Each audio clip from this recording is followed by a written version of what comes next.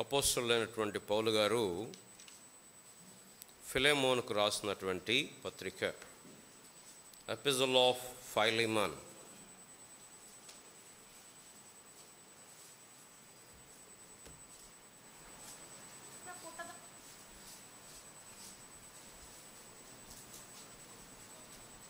Epistle of ఫైలిమన్, ఫిలెమోనుకు రాసినటువంటి పత్రిక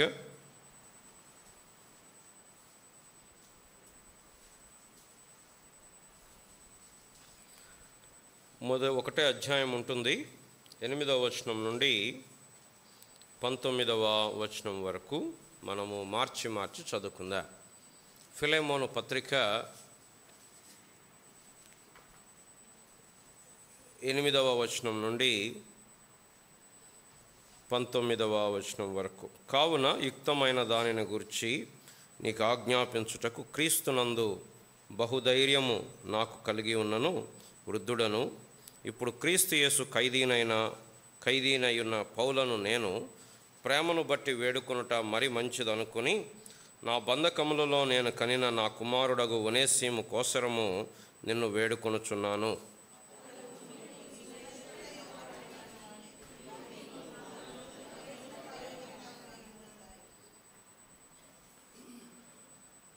నా ప్రాణం వంటి వాడైన అతనిని నీ యొద్దకు పంపి ఉన్నాను.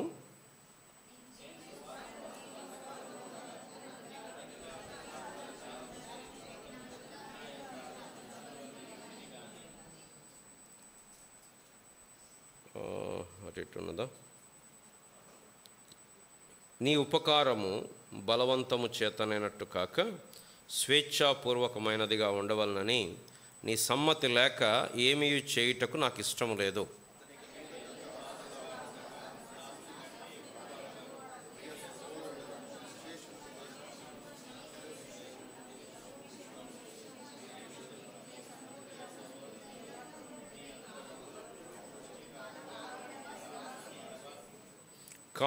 కాబట్టి నీవు నన్ను నీతో పాలివానిగా ఎంచినడల నన్ను చేర్చుకొనినట్టు అతనిని చేర్చుకొనుము.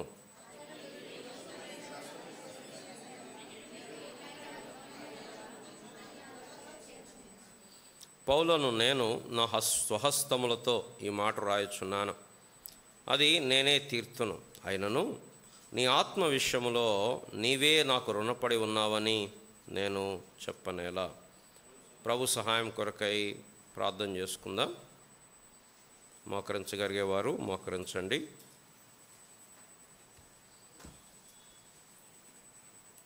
ప్రేమ కలిగిన మా ప్రియ పరలోకపు తండ్రి, ఈ యొక్క ఉదయకాల సమయంలో నేను ఆరాధించడానికి చేరుకుని రాగలిగిన ప్రియబిడ్డలందరిని బట్టి వందనాలు, స్తోత్రాలు.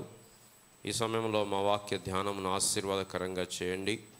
మా ఆరాధన, మా ఆలోచనలు, మా ఊహలు, మా భావోద్వేగాలు, మా పరిస్థితులను బట్టి కాక దేవుని యొక్క వాక్య సత్యము మీద ఆధారపడి మా ఆరాధన ఉండడానికి, సత్యము చేత సత్యమును బట్టి మేము ఆరాధించుటకు మాకు కృప చూపించండి.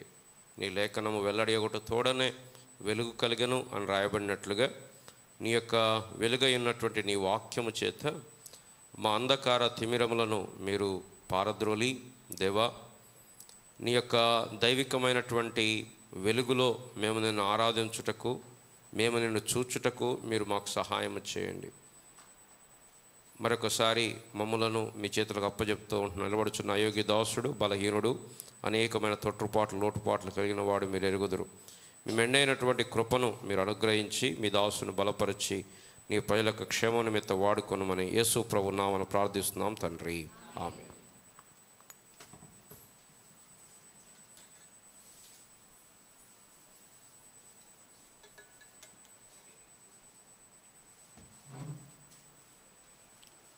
కొత్త నిబంధనలో ఉన్నటువంటి పుస్తకాలలో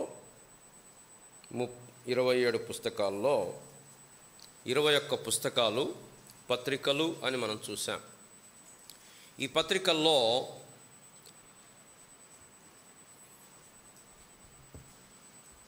13 పత్రికలు పౌలు గారు రాస్తూ వచ్చాడు. ఈ 13 పత్రికల్లో 9 సంఘ పత్రికలు, 4 వ్యక్తిగతమైన పత్రికలు. ఇవి వ్యక్తిగతమైనప్పటికి కూడా సంఘములో వారు చదివి వినిపిస్తూ వచ్చారు. ఈ పౌలు గారు రాసిన ప్రతి ఉత్తరం వాక్యోపదేశమును ఎంతో అద్భుతంగా మనకు వివరిస్తుంటుండగా ఈ ఒక్క చిన్న ఉత్తరం, అతి చిన్న ఉత్తరం, పౌలు గారు రాసిన రచనల్లో ఈ అతి చిన్న ఉత్తరం ఒక ప్రత్యేకమైన ఉద్దేశముతోటి ఆయన రాస్తూ వచ్చాడు. కాబట్టి ఈ పత్రికలు మనకు అర్థం కావాలి అంటే దీని వెనక చరిత్ర ఏంటో మనం చూడాలి. అది కొలస్సీ పట్టణం. ఆ కొలస్సీ పట్టణంలో ఒక సంఘం ఉంది. ఆ సంఘము ఫిలెమోను అనేటువంటి వ్యక్తి ఇంట్లో ఉంది. ఆ ఫిలెమోను భార్య పేరు అప్పియా. బహుశా ఆయన కుమారుడై ఉంటాడు అని బైబిల్ పండితులు అనుకుంటున్నారు. ఆయన కుమారుడు పేరు ఆర్కిప్పు. కొలస్సీ పత్రిక 4వ అధ్యాయంలో కూడా నీకు అప్పగించబడిన పరిచర్యను నెరవేర్చుటకు జాగ్రత్త పడుము అని ఆర్కిప్పుతో చెప్పుడి అని కొలస్సీ పత్రికకు రాసినటువంటి ఉత్తరంలో పౌలు గారు రాస్తూ ఉన్నాడు. 17వ వచనం 4వ అధ్యాయంలో. చాలన్న, ఈ 3 పట్టణాలు లవొదికీయ, హియరాపోలి, కొలస్సీ, ఈ 3 కూడా మన జంట నగరాలు, ఎట్లా 2 ఉంటే జంట నగరాలు అంటామో ఈ 3 పట్టణాలు దగ్గర ఉన్నటువంటి పట్టణాలు. అందుకోసమే కొలస్సీ పత్రిక గురించి పౌలు గారు చెప్పాడు, మీరు ఈ పత్రికను మీరు లవొదికీయ వారికి పంపించండి, లవొదికీయ వారికి రాసిన పత్రికను మీరు తెప్పించుకొని చదువుకోండి అని చెప్పాడు. కాకపోతే లవొదికీయ పత్రిక మనకి ఎక్కడుందో బైబిల్లో మనకి తెలియదు. అది బహుశా మరి అది మిస్ అయి ఉండొచ్చేమో, దేవుడు దాన్ని మన కొరకైతే ఉంచలేదు. సరే, ఈ చక్కని పట్టణము, ఈ చక్కని కుటుంబంలో ఉన్నటువంటి ఫిలెమోను బహుశా బహు ధనవంతుడై ఉంటాడు. అతనికి దాసులు ఉన్నారు. మొదటి శతాబ్దంలోనే కాదు, అబ్రహాము కాలం నుండి లేదా మోషే కాలంలో కూడా ఆ దినాల్లో ఉన్నటువంటి ప్రపంచంలో ఒక అలవాటు ఉండేది. ఏంటి అంటే మనుషులను కొనుక్కునేవాళ్ళు. వస్తువులను ఎట్లా సంతలో కొనుక్కుంటారో, జంతువులను ఎట్లా సంతలో వేలంపాట పెట్టి కొనుక్కుంటారో, మనుషులను అలా వేలంపాట పెట్టి కొనుక్కునేవారు. ఇది ఆల్మోస్ట్ ఆల్ గత శతాబ్దం వరకు కూడా జరుగుతూ వచ్చింది. అబ్రహాం లింకన్ అమెరికా దేశాధ్యక్షుడు అయిన తర్వాత ఆయన ఈ నల్లజాతి వారి బానిసత్వాన్ని రద్దు చేస్తూ వచ్చాడు. అప్పటి వరకు కూడా మనుషులను వాళ్ళు ఏం చేసేవారంటే, ఎవరైతే ఈ అడవుల్లో ఉంటారో, లేకపోతే నల్లజాతి వారు ఉంటారో, ఎవరైతే బలహీనులో, ఎవరైతే పేదవారో అట్లాంటి వారిని తీసుకొచ్చి సంఖ్యలు వేసి ఎక్కడి ఆ ఖండాంతరాల్లోంచి తీసుకొచ్చి ప్రపంచ ముఖ్య నగరంలో వేలంపాట పెట్టి, ఇదిగో మేము వేలం వేస్తున్నాం, మీరు కొనుక్కోండి అనేవాళ్ళు. బహుశా నేను 7వ తరగతిలోనో 8వ తరగతిలోనో మా ట్యూషన్ సార్ దగ్గర నేను పుస్తకం చదివాను. ద 7 రూట్స్ అనేటువంటి పుస్తకం చదివాను. చాలా ప్రపంచంలో చాలా ప్రసిద్ధి చెందినటువంటి పుస్తకం ద రూట్స్ అనేటువంటి పుస్తకం. 7 కాదు, ద రూట్స్. అలెక్స్ అనేటువంటి హేలీ అనేటువంటి ఆయన రాశాడు. దాంట్లో ఈ నల్లజాతి వారి బానిసత్వాన్ని గురించి చాలా అద్భుతంగా రాస్తూ వచ్చాడు. ఆ యొక్క నల్లజాతి వారిని తీసుకొచ్చి సంతలో అమ్మేవారు. ఈ అమ్మినప్పుడు వారు వేలంపాట పాడి కొనుక్కునేవారు. ఎవరైతే కొనుక్కుంటారో ఇక వాళ్ళకి పర్మనెంట్ హక్కులు వారి మీద సంక్రమిస్తాయి. జీతం ఇవ్వాల్సిన పని లేదు, భోజనం పెడితే పెట్టచ్చు, పెట్టకపోతే పెట్టకపోవచ్చు, వాళ్ళ ఇష్టం. ఈ వ్యక్తికి, అమ్మబడిన వ్యక్తికి ఎటువంటి హక్కులు లేవు. బానిస. బైబిల్లో దేవుని పిల్లలు అంటే అపోస్తలులు ఉత్తరం రాసినప్పుడు క్రీస్తు దాసులము అని రాశారు. కానీ ఆ దాసులం అనే పదము యాక్చువల్గా గ్రీక్ భాషలో డూలాస్ అనగా బానిస అనే పదం. బానిస అంటే బాగోదని, కొంచెం కల్చరల్గా ఇబ్బంది అవుద్దని బైబిల్ ట్రాన్స్లేటర్లు వాళ్ళు రాసినప్పుడు ఏం చేశారంటే స్లేవ్ అనేటువంటి మాట బదులు సర్వెంట్ అనేటువంటి మాట పెట్టారు. కానీ యాక్చువల్గా వారు రాసిన మాట ఏంటంటే మేము క్రీస్తుకు బానిసలము అన్నారు. కాబట్టి ఈ బానిసలు వారు ఎటువంటి వారు అంటే వారికి ఎటువంటి హక్కులు కూడా లేవు. ఒక్కోసారి యజమానుడు కొట్టేవాడు, ఒక్కోసారి యజమానుడు చిత్రహింసలు పెట్టేవారు. ఇక ఎట్లా అంటే ఇక వారిని ఒక మనుషుల్లాగా కాదు, వస్తువుల్లాగానే ట్రీట్ చేసేవారు. ఇది ఆ దినాల్లో common practice. There is nothing good or bad about it. ఇదేంటి ఇలా జరిగిందంటే ఆ దినాల్లో ఉన్న కల్చరల్ ప్రాక్టీస్ అది. పాత నిబంధనలో దేవుడు దాసులకు కొన్ని నియమాలు పెట్టాడు. సరే, ఈ ఫిలెమోను దగ్గర ఒక బానిస ఉన్నాడు. ఆయన పేరు ఒనేసిము. మరి వీరు కావాలని బానిసలు కాలేదు. వీరు ఆ జనములో పుట్టారు కాబట్టి వారిని తీసుకొచ్చి వీరు బానిసలు చేసుకున్నారు. ఈ ఒనేసిము అనేటువంటి బానిస మరి ఎలా జరిగిందో తెలియదు. ఈ ఫిలెమోను ఇంట్లో ఉంటూనే ఫిలెమోను దగ్గర ఏదో కొంత దొంగతనం చేసి ఫిలెమోనుకి ఏదో నష్టపరిచి పారిపోయాడు ఈ బానిస. ఆ దినాల్లో పారిపోవడం అనేది చాలా కష్టం. ఎందుకంటే వీళ్ళందరూ కూడా, ఈ బానిసలందరూ కూడా వాళ్ళ డ్రెస్సింగ్ కానీ, వాళ్ళ యొక్క వస్త్రధారణ కానీ, వారి యొక్క చర్మపు రంగు కానీ ఇవన్నీ చాలా ప్రస్ఫుటంగా కనిపించాయి. వారికి ఏదో ఒక ముద్ర కూడా వేసేవారు అని చరిత్ర చెప్తా ఉంది. అంటే ఎవరు కూడా అందరూ గుర్తుపట్టేటట్లు వీళ్ళు బానిస అని ఒక ముద్ర వారికి వేసేవారంట.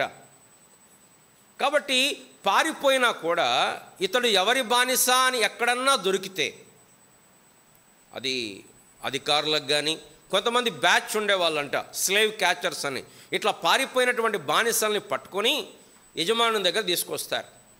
వారికి డబ్బులు ఇస్తారు వీరు. కానీ ఎక్కడన్నా దొరికితే మళ్ళీ ఒనేసిముని తీసుకొస్తారు. తీసుకొచ్చి ఇంట్లో బెటరు, తీసుకొచ్చి చంపొచ్చు, తీసుకొచ్చి చిత్రవద చేయొచ్చు, తీసుకొచ్చి ఏమైనా చేయొచ్చు. ఆ చంపడం కూడా ఏదో ఉరేసో ఇది కాదు. అత్యంత దారుణమైనటువంటి మరణశిక్షను కనుగొన్నది రోమీలు. ఏంటా మరణశిక్ష? శిలువ మరణం. రోమా సామ్రాజ్యంలో అత్యంత కిరాతకమైనటువంటి శిక్ష అనుభవించే వ్యక్తిని అత్యంత దారుణముగా చిత్రవద, సైకలాజికల్గా, ఫిజికల్గా, మెంటల్గా చిత్రవద చేసేటువంటి శిక్ష శిలువ శిక్ష. ఉరి కొద్ది క్షణాల్లో ప్రాణం పోతుంది, విషము అంతే, చిరచ్ఛేదనము తెలియం కూడా తెలియదేమో. కానీ శిలువ అనేది కొన్ని గంటలు ఆ మనిషి వేలాడుతాడు. యేసు ప్రభువారు ఆల్మోస్ట్ 6 hours ఆయన వేలాడుతూ వచ్చాడు. కాబట్టి అటువంటి మరణం ఒనేసిము కొరకు కాచుకొని ఉంది. కానీ ఒనేసిము ఎక్కడికి వెళ్ళాడు అంటే all the roads lead to Rome అంటారు. ఎందుకంటే ఆ దినాల్లో రోమ్ అనేది ప్రపంచ పట్టణం. ఇప్పుడైతే పిల్లలు ఎక్కడ చదువుకున్న వాళ్ళందరూ అడిగిపోతారు, బీటెక్ కాగానే హైదరాబాద్ వెళ్ళిపోతారు. అక్కడ ఎంతమంది పడతారో మనకు అర్థం కావట్లేదు. పండగలు వస్తే అదంతా ఖాళీ అయిపోతుంది, అందరూ హైదరాబాద్ వెళ్ళిపోతున్నారు. సరే, అందరూ రోమ్కి వెళ్ళిపోతారు. రోమ్లో అయితే జనాలు ఎక్కువ మంది ఉంటారు, లక్షల మంది జనాభా. కాబట్టి గుర్తుపట్టరు ఎవరు, గుర్తుపట్టిన నువ్వు ఎక్కడి నుంచి వచ్చావని చెప్పి ఏం అడగరని చెప్పి అనుకున్నాడో ఏమో, ఒనేసిము పారిపోయి రోమా పట్టణానికి వెళ్ళిపోయాడు.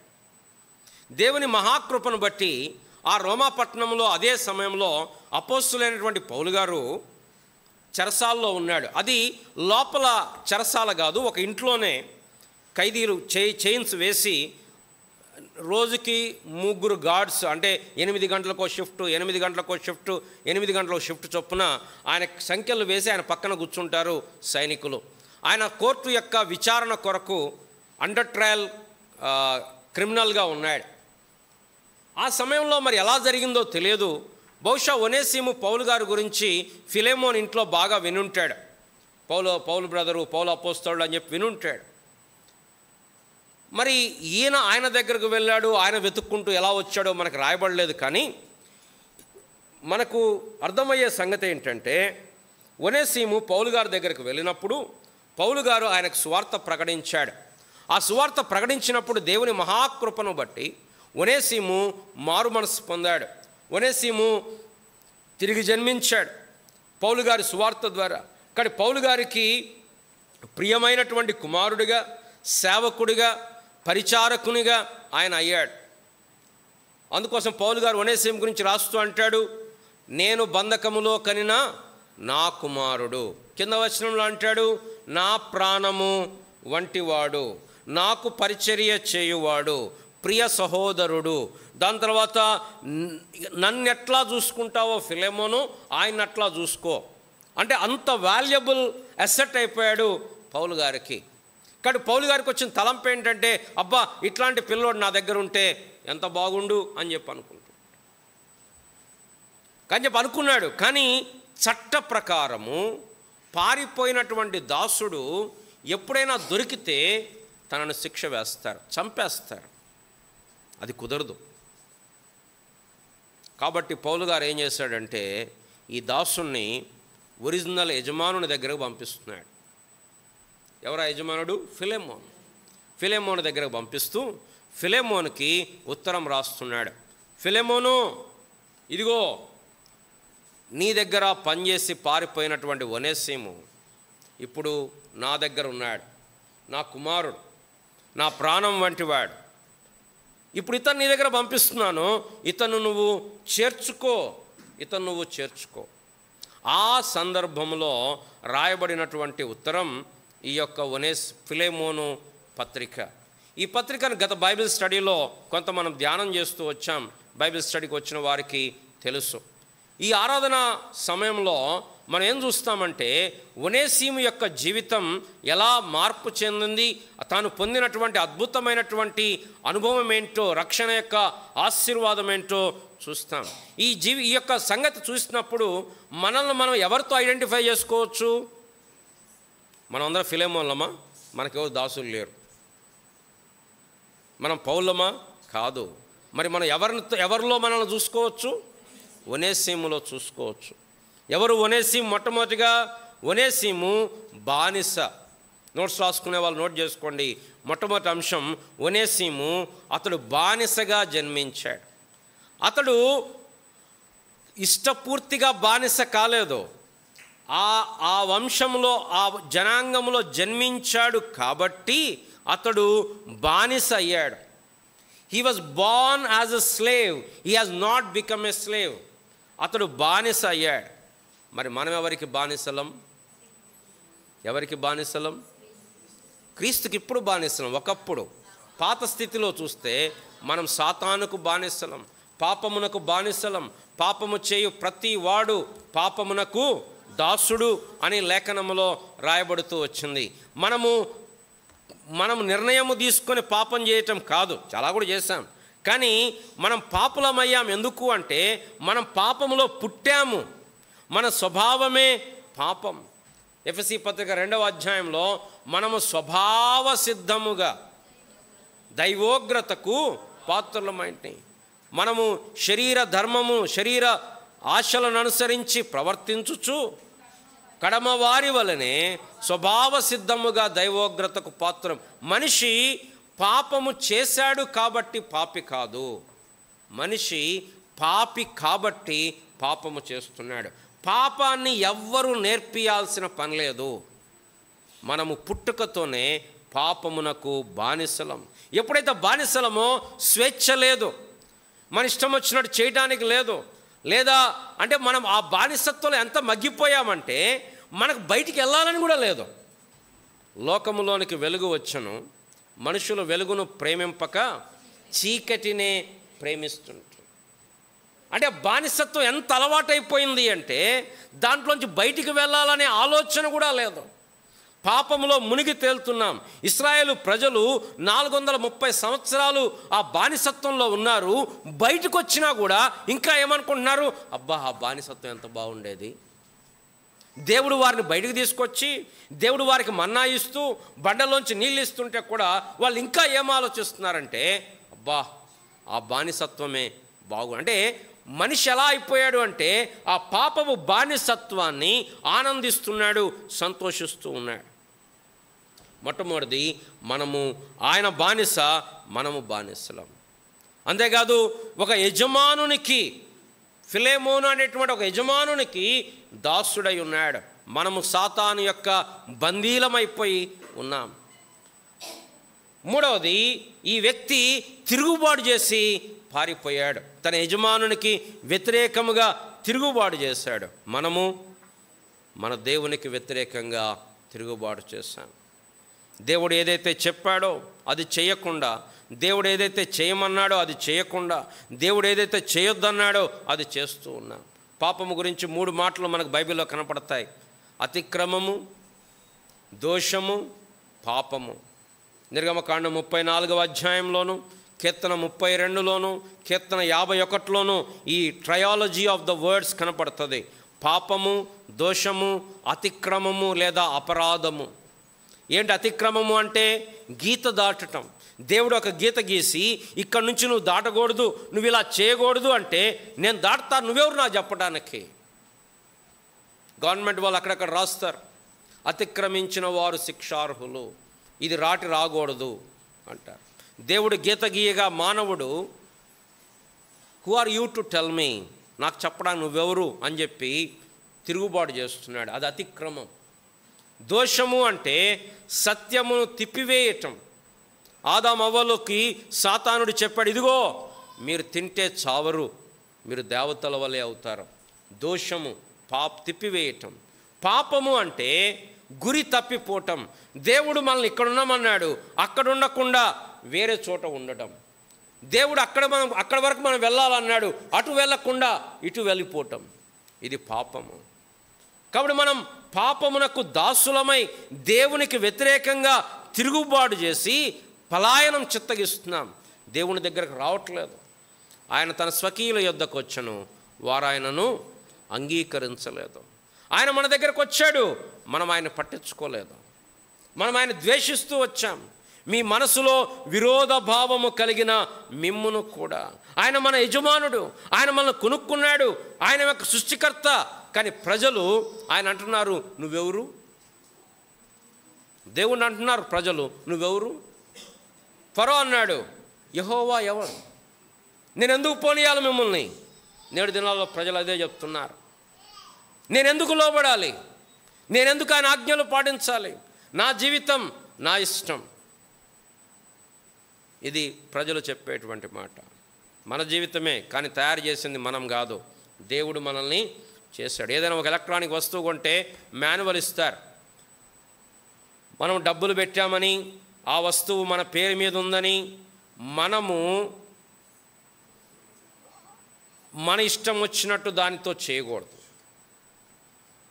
కారణం, దాన్ని క్రియేట్ చేసింది మనం కాదు. మనం డబ్బులు పెట్టి కొనుక్కున్నాం, కానీ మనం దాని ఓనర్స్ కాదు.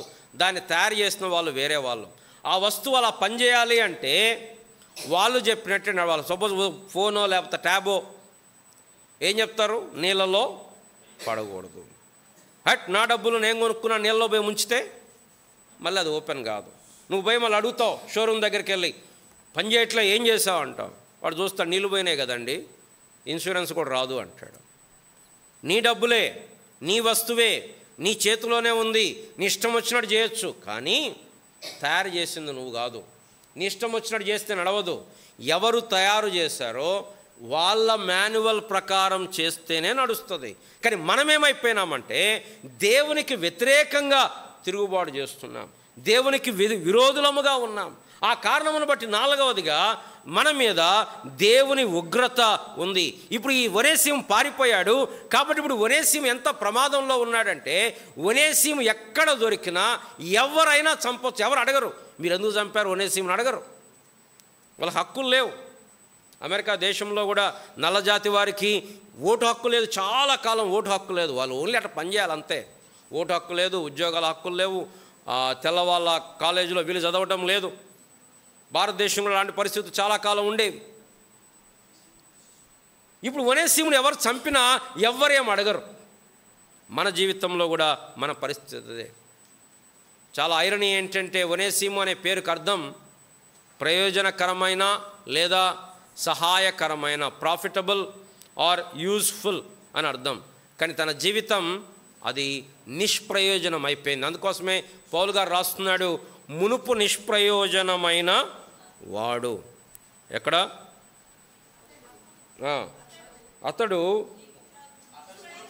అతడు మునుపు నీకు నిష్ప్రయోజనమైన వాడే, కానీ ఇప్పుడు నీకును నాకు. కాబట్టి నిష్ప్రయోజనమైపోయాడు. పిల్లరా ఏం చెప్పుకున్నాం? అతడు బానిసగా ఉన్నాడు, యజమానుడికి దాసుడిగా ఉన్నాడు, స్వతంత్రము లేదు. మూడవది, తిరుగుబాటుదారుడు, పారిపోయాడు యజమానుని దగ్గర నుంచి. నాలుగవది, ఆ కారణమును బట్టి తన మీద ఉగ్రత నిలిచి ఉన్నది. ఐదవది, నిష్ప్రయోజనమైనటువంటి జీవితం అది. పిల్లరా దేవుని స్తోత్రం, ఇలాంటి వారిని దేవుడు దర్శిస్తున్నాడు. నీలాంటి వాళ్ళతో నాకేం పని? నువ్వు యజమాని నుంచి పారిపోయావు, నీ జీవితం వ్యర్థం, నీలాంటి వాళ్ళు నాకొద్దు. నాకెవరు కావాలా? బాగా చదువుకున్న వాళ్ళు. నాకెవరు కావాలా? మంచి హోదాలో ఉన్నవాళ్ళు. నాకెవరు కావాలా? బాగా జ్ఞానం ఉన్నోళ్ళు అనుకోలేదు దేవుడు. లోకములో ఏవైతే నీచములో దేవాది దేవుడు వాటిని ఘనములుగా ఎంచి లోకంలో నిరాకరించబడిన వారిని, లోకంలో తృణీకరించబడిన వారిని, లోకంలో నీచులైన వారిని, బలహీనులైన వారిని, వెర్రి వారిని దేవుడు ఏర్పరచుకున్నాడు. దేవుని స్తోత్రం. దేవాది దేవుడు ఈ బానిసను ఏర్పరచుకున్నాడు. చరిత్ర ఏం చెప్తుందంటే, ఈ బానిస దేవుని పరిచర్యలో కొనసాగి బెరయా అనేటువంటి సంఘానికి నాయకుడిగా, అధ్యక్షుడిగా, కాపరిగా ఉండి హతసాక్షిగా మరణించాడు అని చరిత్ర చెప్తా ఉంది.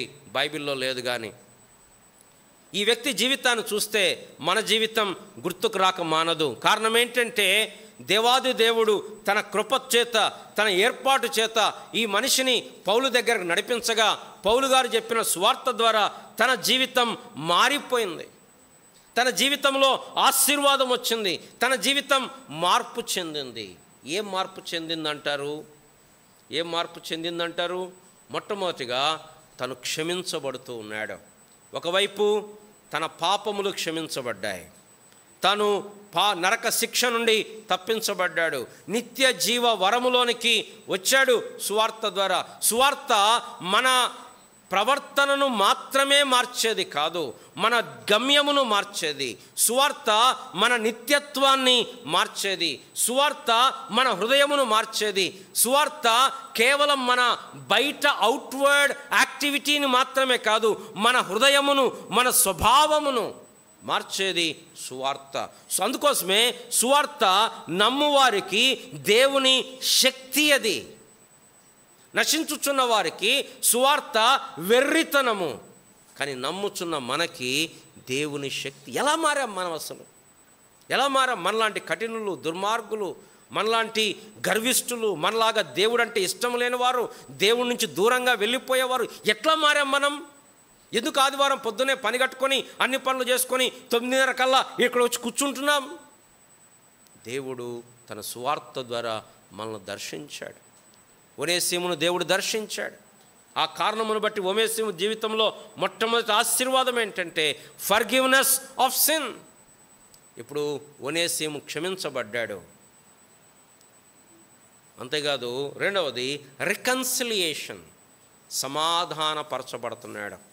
ఒకప్పుడు ఫిలేమోనుతో సమాధానం లేదు, ఫిలేమోన్ నుంచి పారిపోయాడు. కానీ ఇప్పుడు క్రీస్తు దగ్గరకు రావటం ద్వారా సమాధానపరచబడుతున్నాడు. ఇప్పుడు ఫిలేమోనుతో శత్రుత్వం లేదు. మనం కూడా సమాధానపరచబడుతున్నాం. ఎవరితోటి? దేవునితో సమాధానపరచబడ్డాం. క్రీస్తు రక్తము ద్వారా మనం సమాధానపరచబడ్డాం. గుర్తుందా మాట? ఎక్కడుంది? రోమాపత్రిక 5వ అధ్యాయము. రోమాపత్రిక 5వ అధ్యాయము. తీర్చబడి యేసుక్రీస్తు ద్వారా దేవునితో సమాధానము కలిగి ఉందము. 5వ అధ్యాయం 10వ వచనం. ఏలయనగా శత్రువులమై ఉండగా ఆయన కుమారుని మరణము ద్వారా మనము దేవునితో సమాధాన పరచబడిన. చాలన్న. శత్రువులమై ఉన్నప్పుడు యేసు ప్రభువారి మరణము ద్వారా మనము దేవునితో సమాధానపరచబడ్డాం. ఇక్కడ ఒనేసీము సమాధానపరచబట్టంలో ఎవరు చనిపోలేదు, ఎవరు మరణించలేదు. కానీ మన సమాధానంలో యేసు ప్రభువారు మరణించుతూ వచ్చాడు. ఆయన రక్తమును బట్టి ఈ సమాధానపరచబట్టం అనేటువంటి మాట వచ్చినప్పుడు మనం తప్పనిసరిగా 2 కొరింథీ 5వ అధ్యాయం 20-21 వచనాలు తప్పనిసరిగా మనం చూడాల్సిందే. కావున దేవుడు మా ద్వారా వేడుకొనినట్లు దేవునితో సమాధానపడుడి అని. ఏంటి సమాధాన పట్టం అంటే? 19వ వచనం చూడండి. అదేమనగా దేవుడు వారి అపరాధములను వారి మీద మోపక క్రీస్తునందు లోకమును తనతో అపరాధమును వారి మీద మోపట్లేదు, సమాధానపరుస్తున్నాడు. 21వ వచనం. ఎందుకనగా మనం ఆయన యందు దేవుని నీతి అగునట్లు మన కోసము పాపముగా దేవునితో మనం సమాధానపడి. ఇప్పుడు దేవునితో మనకు ఎనిమిటీ లేదు. ఒకప్పుడు దేవుణ్ణి చూస్తే మనం దూరం వెళ్ళిపోయే వాళ్ళం. ఒకటేమో శత్రుత్వం, రెండవది ఒకనాడు వస్తుంది దేవుడు నిలబడితే మనుషులు పారిపోతారు. ఎందుకు? దేవుడు న్యాయాధిపతిగా రాబోతున్నాడు. ఆయన తీర్పు తీర్చబోతున్నాడు. ప్రతి వానికి వాని క్రియల చొప్పున ఫలితమియబోతున్నాడు. కానీ దేవుని స్తోత్రం, ఇప్పుడు దేవునికి మనకు శత్రుత్వం లేదు. మనం దేవుని దగ్గరికి ధైర్యముగా ప్రవేశిస్తూ ఉన్నాం. ఇప్పుడు ఒనేసిము లోపల భయం ఉండొచ్చు, కానీ క్రీస్తులో ఉన్నాడు కాబట్టి నా యజమానుడు నన్ను చేర్చుకుంటాడు అన్న ధైర్యంతో తన దగ్గరకు వెళ్తున్నాడు. మొట్టమొదట క్షమాపణ, రెండవది సమాధానపరచబట్టం, మూడవది రిడెంప్షన్, విమోచన. ఇప్పుడు ఈ వ్యక్తి ఇప్పుడు దాసుడుగా, తన ప్రొఫెషన్లో దాసుడుగా ఉన్నప్పటికీ పౌలు గారు చెప్తున్నాడు, అతడు దాసుడు కాదు. ఎవరు? ఇప్పుడు ఎవరైనా ప్రియ సహోదరుడు. ప్రియ సహోదరుడు, సహోదరుని కంటే ఎక్కువైనటువంటి వాడు. చూడండి, అతనిక మీదట దాసుడుగా ఉండక దాసుని కంటే ఎక్కువవాడుగాను ప్రియ సహోదరుడుగాను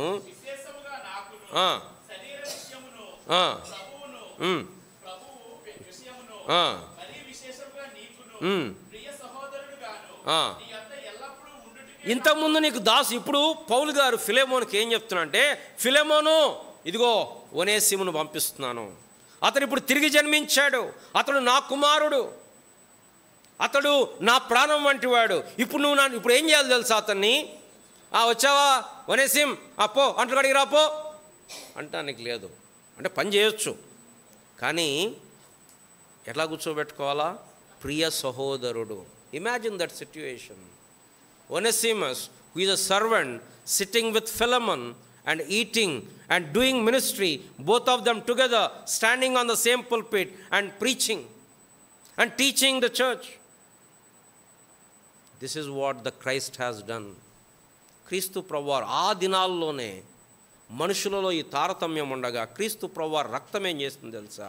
ఆ గోడలన్నీ బద్దలు కొట్టింది. ఇప్పుడు క్రైస్తవ సంఘములో, నిజమైనటువంటి సంఘములో ఉన్న అద్భుతమైన సౌందర్యవంతమైన దృశ్యం ఏంటంటే, కులము లేదు, మతము లేదు, ధనిక పేద భేదము లేదు, నల్లని వారు తెల్లని వారు అని లేదు. ఒకళ్ళు ఉంటే అది మన దౌర్భాగ్యమే.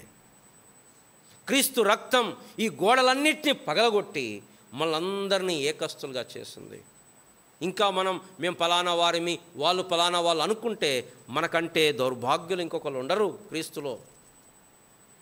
క్రీస్తు రక్తం ఎంత అద్భుతమైన చట్టాలు చేయలేని పని, శాసనాలు చేయలేని పని, పోలీసు వారు చేయలేని పని, రాజ్యాంగం చేయలేని పని దేవుని పరిశుద్ధాత్మ దేవుడు తన యొక్క కార్యము ద్వారా. కొంతమంది అంటూ ఉంటారా, బైబిల్లో స్లేవరీని ఖండించలేదు, స్లేవరీ గురించి వచనాలు ఉన్నాయి అంట.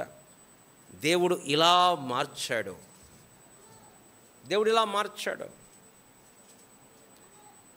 ఏం చెప్పుకుంటున్నాం? రిడెంప్షన్. ఇప్పుడు ప్రియ సహోదరుడయ్యాడు. నాలుగవది, మొట్టమొదటిది క్షమాపణ, తిరిగి జన్మించటం, రెండవది సమాధానపరచబట్టం, మూడవది విమోచన. విమోచన అనేది క్రయముతో కూడినటువంటిది, వెలతో కూడినటువంటిది.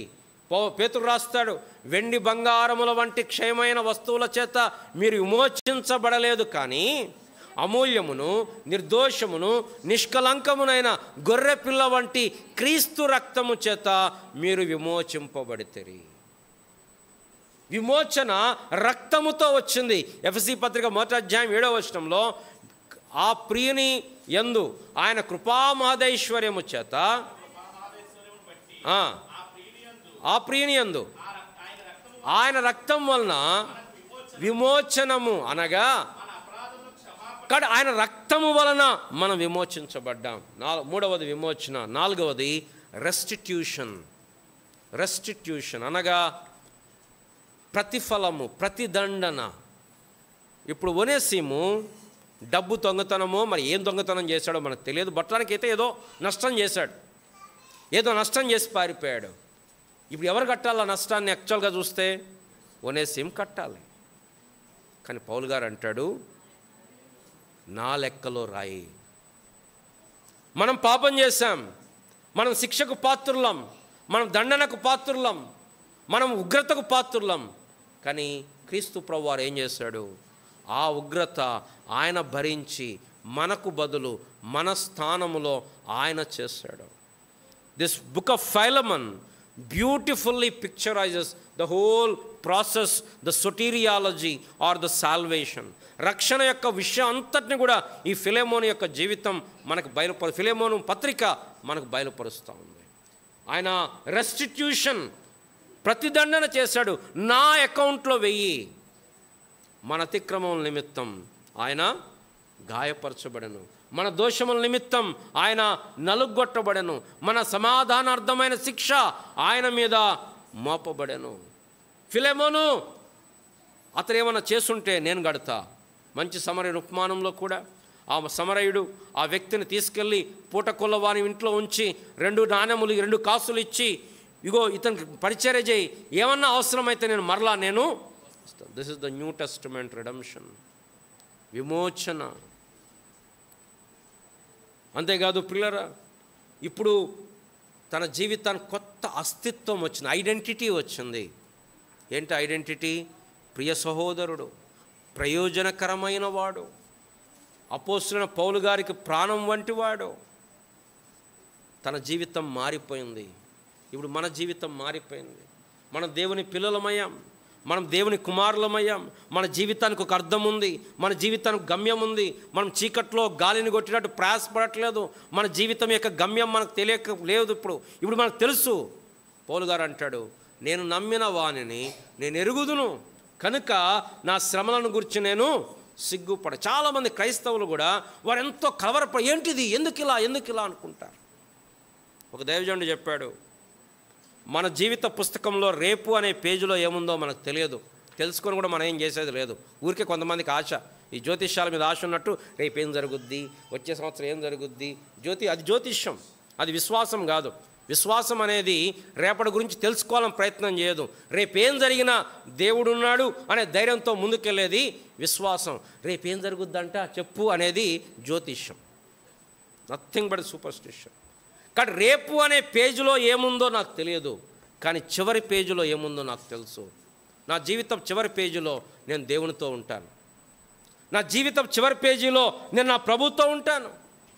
కాబట్టి నాకు టెన్షన్ లేదు, నా జీవితానికి సస్పెన్స్ ఏం లేదు. జరగవచ్చు, ఈ లోకంలో ఇబ్బందులు జరగవచ్చు, ఈ లోకంలో కష్టాలు రావచ్చు, నష్టాలు రావచ్చు, అనారోగ్యం రావచ్చు, కీళ్ళ నొప్పులు రావచ్చు, జుట్టు ఊడిపోవచ్చు, ఇబ్బందులు పడవచ్చు, ఒక్కోసారి భయంకరమైన వ్యాధులు రావచ్చు, ఒకనాడు మరణించవచ్చు. అందరూ 60 సంవత్సరాలు బతుకుతామనుకున్నప్పుడు 50 సంవత్సరాలు మరణించవచ్చు. కానీ మరణించడం తప్పనిసరి. కానీ మరణించిన తర్వాత ఎక్కడుంటామనే విషయంలో ఎటువంటి సందేహము కూడా లేదు. అదే క్రైస్తవ్యం. కాబట్టి ఇప్పుడు మనకు ఒక new identity, new destiny, new dignity Onesimus జీవితంలో వచ్చింది. ఇప్పుడు ఒనేసిము నిష్ప్రయోజనమైన వాడు కాదు, అతను ప్రయోజనకరమైన వాడు. ఒకప్పుడు మన జీవితం వ్యర్థం. ఎఫెసీ పత్రిక 4:17 తమ మనస్సులో కలిగిన వ్యర్థతను అనుసరించి కొంతమంది జీవితాలు చూస్తే అనిపిస్తుంది, they don't have any contribution. పొద్దున్న లేస్తారు, టీవీ చూస్తారు, టిఫిన్ చేస్తారు, మళ్ళీ టీవీ చూస్తారు, మళ్ళీ పడుకుంటారు, మళ్ళీ టీవీ చూస్తారు, మళ్ళీ పడుకుంటారు, లేదా ఫోన్ చూసుకుంటారు. What is the contribution? నీ జీవితం వల్ల ప్రయోజనం ఏంటి? ఏం ప్రయోజనం లేదు. కానీ ఒనేసిము జీవితం ప్రయోజనకరం. దేవుని స్తోత్రం.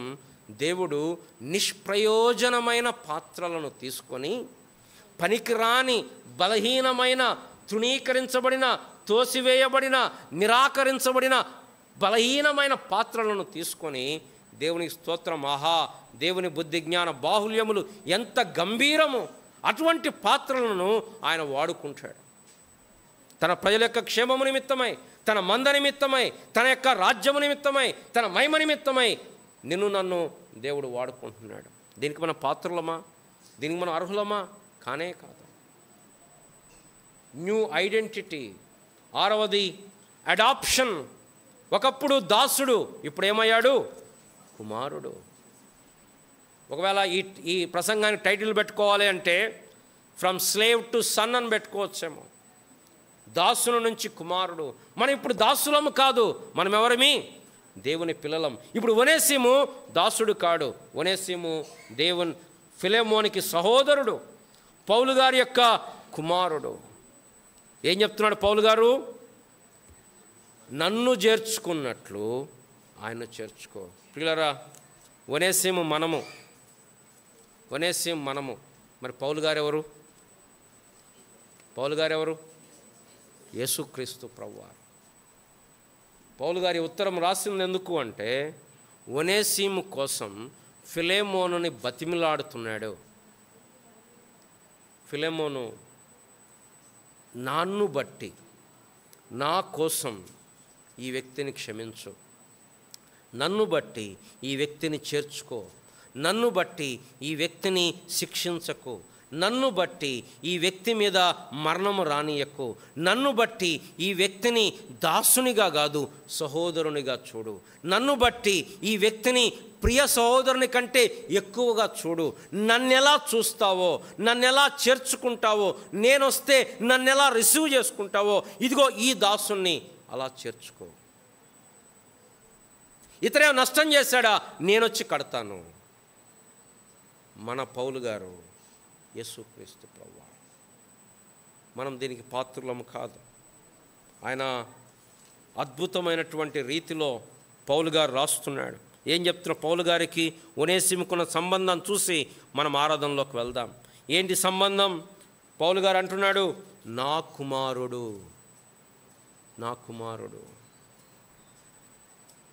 యేసు ప్రభువారు మనము ఆయన సహోదరులము, దేవుని పిల్లలము. పౌలు గారితోటి పౌలును సంధించినప్పుడు యేసు ప్రభువారు అన్నాడు, సౌలా నీవేళ నన్ను, ఎవరిని హింసిస్తున్నాడు? సంఘమును హింసిస్తున్నాడు. ప్రభువారు అంటున్నాడు, నన్నెందుకు హింసిస్తున్నావు? యేసు ప్రభువారు సంఘముతో ఐడెంటిఫై చేసుకుంటున్నాడు. తర్వాత పౌలు గారు అంటున్నాడు, నా ప్రాణము వంటివాడు. మనం ఎవరేమంటే దేవునికి ప్రాణం వంటివారు. చాలాసార్లు మనం అనుకుంటాం దేవుడు కఠినుడు, దేవుడు మనల్ని ఎక్కడ శిక్షించాలని చూస్తున్నాడు అనుకుంటుంటారు ప్రజలు. కానీ దేవుడు ఆయన స్వరక్తం ఇచ్చి కొనుక్కున్నాడు. ఆయన వదిలిపెట్టాడు, ఆయన మళ్ళీ తోసిపడేయడు. కారణం, రక్తం ఇచ్చి నన్ను కొనుక్కున్నాడు. మనం ఎంత విలువైన వారమే దేవుని దృష్టిలో. అంతేకాదు అంటున్నాడు, నాకు పరిచారము చేయువాడు, నా సేవ చేయువాడు, పరిచారము చేయువాడు. నాలుగవది ఇంకా అంటున్నాడు, ప్రియ సహోదరుడు. సహోదరుడు అంటమే గొప్ప పౌలు గారికి. Beloved brother. సహోదరుడు అనేది ఈక్వాలిటీ స్టేటస్ కదా. బ్రదర్, సహోదరుడు అంటే ఉదరులు, అంటే ఉదరం అంటే కడుపు, ఒకే కడుపులోంచి వచ్చిన వారిని సహోదరులు అంటారు, ఉదరులు. ఇప్పుడు పౌలు గారు అంటున్నాడు ఒనేసిముని, మనము సహోదరులము. What a status! మనం ఎవరి సహోదరులం? యేసు ప్రభువారి సహోదరులం. ఆయన జ్యేష్ఠుడు, మనము ఆయన కింద సహోదరులం. ఇది మన గొప్ప ఆధిక్యత. ఏం చెప్తున్నాడు? నన్ను చేర్చుకొనినట్లు ఆయనను చేర్చుకో. నువ్వు నేను పరలోకానికి పోతాం, గేట్లు తెరుస్తారు. ఎందుకు తెరుస్తారు? జాన్ బాబు వచ్చాడు, రాజ్ కుమార్ వచ్చాడు అని తెరుస్తారా? ఎవరు వచ్చారు? క్రీస్తు రక్తము చేత విమోచించబడిన వారు. మన భక్తిని బట్టి కాదు, మన శక్తి. ఇప్పుడు ఒనేసిము తిరిగి వస్తున్నాడు.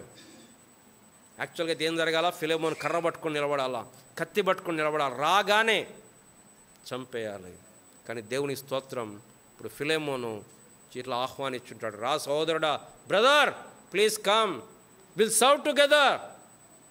అలా చేస్తాడని నమ్మకంతో పౌలు గారు ఉత్తరం రాశాడు. మన జీవితాలు కూడా చూసినప్పుడు మనం ఒనేసిము వంటి వారిని దేవుడు మన జీవితాన్ని మారుస్తూ వచ్చాడు. పౌలు గారు ఫిలెమోనుకు చెప్తున్నాడు, ఏదన్నా ఉంటే నా లెక్కలో రాయి. క్రీస్తు ప్రభువారు తండ్రితో చెప్తున్నాడు, దేవా వారు తప్పు చేస్తే నా లెక్క, నేను వారి కొరకు రక్తం గార్చాను, నేను వారి కొరకు మరణించాను, వారు ఏదైనా కూడా నా ఖాతా నేను కడతాను. దీన్ని బట్టి ప్రభును స్తుతించకుండా ఆరాధించకుండా ఎట్లా ఉండగలుగుతాం? మనమంతా కలిసి ప్రభును స్తుతించి ఆరాధిద్దాం. మనం లేచిన పాట పాడదాం.